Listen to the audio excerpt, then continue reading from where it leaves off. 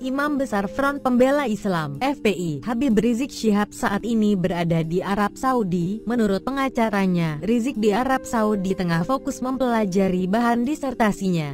Kegiatan Rizik ibadah dan persiapan sidang tertutup disertasi, jadi banyak baca bukunya, ujar pengacara Rizik, Sugito Atmoprawiro. Menurut Sugito, saat ini Rizik lebih mempunyai waktu luang membaca buku di Arab Saudi. Pasalnya, selama di Indonesia Rizik kerap berkeliling ke kota-kota di Indonesia untuk berceramah. Namun, Sugito merahasiakan di mana keberadaan Rizik selama tinggal di Arab Saudi dan belum ingin pulang ke Indonesia. Dalam kasus chat berkonten pornografi, Rizik sudah 2 kali mangkir panggilan pemeriksaan polisi. Pada panggilan pertama tanggal 25 April tahun 2017, Rizik berdalih sedang melaksanakan ibadah umrah dari Arab Saudi.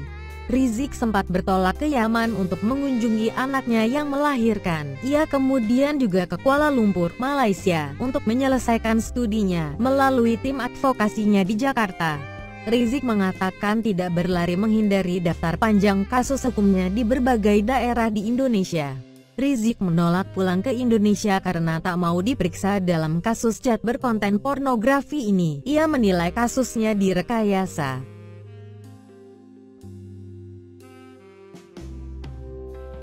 Polda Metro Jaya menetapkan Firza Husein sebagai tersangka kasus pornografi berupa percakapan seks yang diduga melibatkan dirinya dengan pemimpin Front Pembela Islam Rizik Syihab. Sementara, Rizik masih berstatus sebagai saksi. Ketua Bantuan Hukum FPI sekaligus pengacara Rizik, Sugito Atmoprawiro mengatakan, saat ini kliennya masih berada di Arab Saudi. Rizik dikabarkan dalam keadaan sehat. Sugito menuturkan, Rizik Syihab telah mendengar kabar mengenai penetapan tersangka Firza sebagai seorang guru. Rizik mengaku prihatin atas penetapan tersangka muridnya, apalagi pihaknya tetap meyakini bahwa kasus pornografi yang bergulir ini merupakan rekayasa. Rizik tetap membantah percakapan seks yang ditudingkan kepadanya. Kasus pornografi berupa percakapan seks yang diduga melibatkan Firza Husein dan Rizik Syihab ini mencuat pada akhir Januari tahun 2017. Polisi pun bertindak cepat dan meningkatkan perkara tersebut ke tahap penyidikan. Proses penyidikan perkara ini cukup alot.